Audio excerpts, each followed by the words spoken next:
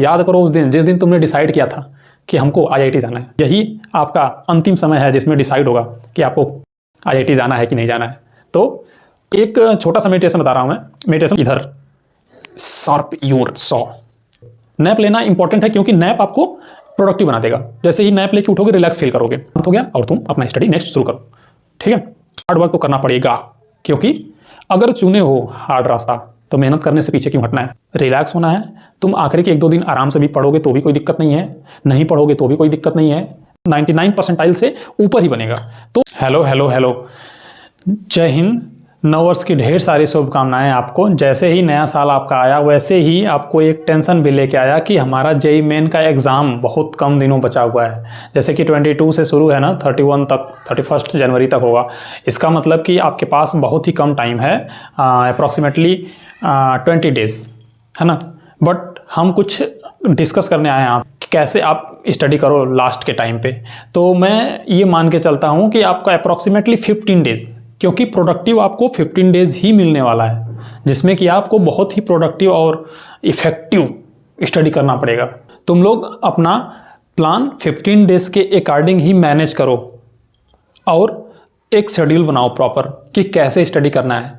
तो इस टाइम पे अब एक्स्ट्रा कोई भी न्यू टॉपिक के चक्कर में बिल्कुल ना पढ़ो, कुछ भी नया नहीं पढ़ना है, क्योंकि ये जेईई, आईआईटी जेईई मेन या एडवांस, लेकिन अभी तो मेन का है ना, तो मेन का एग्ज़ाम भी इतना भी आसान नहीं है। तो आप न्यू टॉपिक पढ़ के ऐसा नहीं कि रट्टा मार के और जाओगे उधर कंप्लीट कर दोगे। तो आपको क्या करना पड़ेगा, थोड़ा कॉन्सेप्चुअल चलना पड़ेगा ना। तो न्यू टॉपिक को छूना ही नहीं है। यानी कि अगर आप 60 से 70% पढ़े हो, अच्छे से पढ़े हो, कॉन्सेप्ट क्लियर है, अगर मेन के पेपर को 50 to 60% भी सॉल्व कर पाते हो अच्छे से, उसके बीच में रहते हो, तो एक अच्छा परसेंटाइल आपका बनेगा। 99 परसेंटाइल से ऊपर ही बनेगा। तो आपको एक चीज़ समझना पड़ेगा कि कैसे हम तैयारी करें। यानी 15 से 16 घंटे डेली का शेड्यूल बनाओ, अपना टाइम टेबल डेली 15 से 16 घंटे डेली पढ़ो। और लास्ट टाइम चल रहा है भाई, कर लो, इस टाइम तो करना ही पड़ेगा। और ये बहुत कठिन काम नहीं है अगर सीरियस हो जेईई के लिए। और अपना याद करो उस दिन जिस दिन तुमने डिसाइड किया था कि हमको आईआईटी जाना है, तो मोटिवेशन आएगा और तुम बना सकते हो। थोड़ी ठंड है, मुझे पता है, विंटर का टाइम है, इसकी वजह से थोड़ा शेड्यूल डिस्टर्ब होगा, बट हार्ड वर्क करो। यही आपका अंतिम समय है जिसमें डिसाइड होगा कि आपको आईआईटी जाना है कि नहीं जाना है। तो स्लीप, अब थोड़ा सा टाइमिंग घटा दो सोने का, और 15-20 दिन कोई दिक्कत नहीं होती है अगर आप टाइमिंग घटा रहे हो सोने के लिए। तो जैसे कि 5 से 6 घंटे कर लो। पहले 6 से 7 घंटे ले रहे होगे जनरली, अब देखो 5 से 6 घंटे तो एक बार में पूरा ले लो। फिर जैसे ही पढ़ने के बाद, जैसे कुछ बच्चे होंगे कि दिन में पूरा पढ़ रहे होंगे, है ना, तो दिन में बीच में जैसे खाना खाने के तुरंत बाद आधे घंटे का नैप लो या 1 घंटे का नैप ले लो। ठीक है।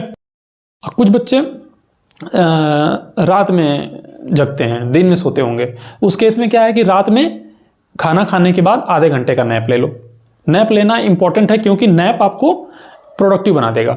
जैसे ही नैप लेके उठोगे रिलैक्स फील करोगे, है ना।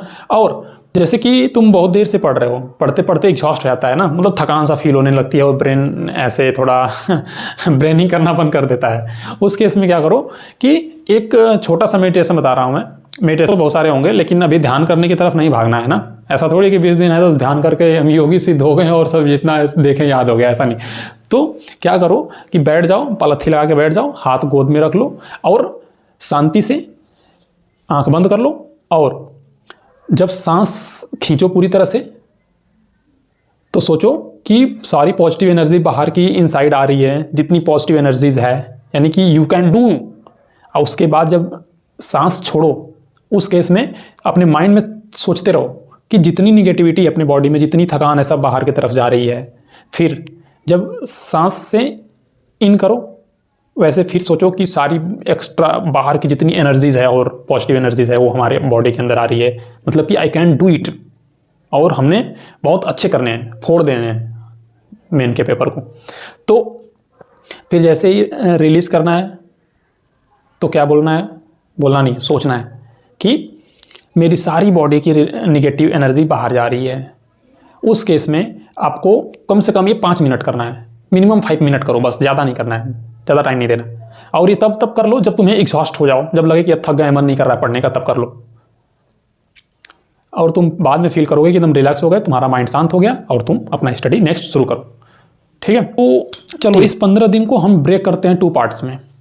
फर्स्ट 7 डेज, पहले एक हफ्ते सिर्फ मार्क टेस्ट सॉल्व करो। अपने सिस्टम लैपटॉप पे पीसी पर खोलो मार्क टेस्ट, उसको सॉल्व करो और उन्हीं टॉपिक्स को, उन्हीं क्वेश्चंस को सॉल्व करना जो तुम पढ़े हो। 60 to 70% मैं मान के चल रहा हूँ, जो ज़्यादा पढ़ा है सब करना है ना। और उसके बाद उसका रिजल्ट देखो और उसके बाद उसी दिन उसको एनालाइज करो।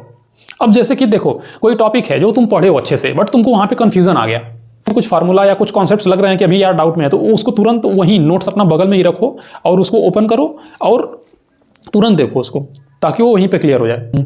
एक दिन में कोशिश करो कि 2 मॉक टेस्ट सॉल्व करो और उनको एनालाइज कर दो।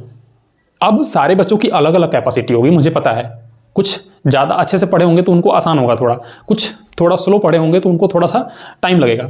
तो कोशिश अपने से मैक्सिमम करो। टाइम तो 7 डेज तो करो, लेकिन होगा क्या इसमें, देखो डिमोटिवेट कभी मत होना।